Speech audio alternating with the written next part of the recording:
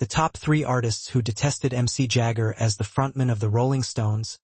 MC Jagger stands out as a legendary figure in rock history. He was instrumental in turning the band into one of the best-selling and most enduring rock acts ever. Together with the Rolling Stones, Jagger helped change the face of rock music with their upbeat performances, defiant appearance, and frequently inflammatory lyrics. Even after decades in the business, Jagger's ability to reinvent and remain relevant to culture demonstrates his immense influence. Regardless of one's personal beliefs, his influence on pop culture and music is undeniable, and his fame may have been aided by the controversies that surrounded him. Some well-known musicians have publicly voiced their distaste for MC Jagger, criticizing his flamboyant persona and ascent to fame. Here are 3 musicians who detested Jagger the most. Jagger's dynamic stage presence, captivating dance moves, and unquestionable charisma have set a high standard for what it means to be a frontman, creating a model for future rock stars. The Rolling Stones were no exception to the late great Ginger Baker's infamous contempt for many aspects of life,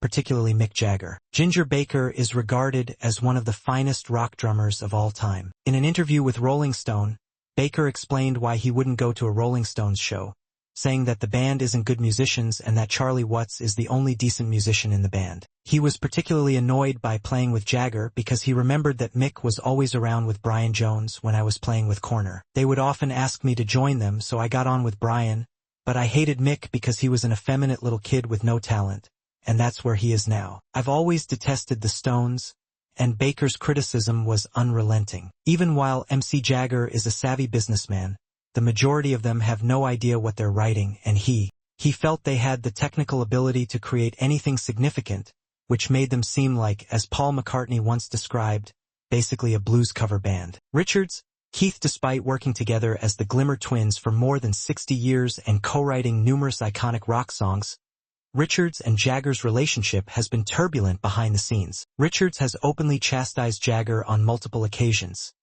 In his book, for example, Richards did not mince words when he called Jagger intolerable and accused him of having an exaggerated ego. Richards' comment about Jagger's solo endeavors implied that he truly lost his mind, which is when I believed Mick lost his sense of reality. I recall making disparaging remarks about Jagger's little jerk-off band and Disco Boy, suggesting that he might want to join Aerosmith. Lennon, John. In the late 1960s and early 1970s, when emotions were high due to the Beatles' dissolution and the rise of the Rolling Stones, John Lennon had his own problems with MC Jagger. During this time, Lennon made a number of jabs at Jagger, calling him a joke and accusing him of copying the Beatles' sound, particularly when the Stones experimented with different musical styles. In response to Jagger's performances, Lennon said, "I like honky-tonk women, but I think Mick's a joke with all that dancing I always did."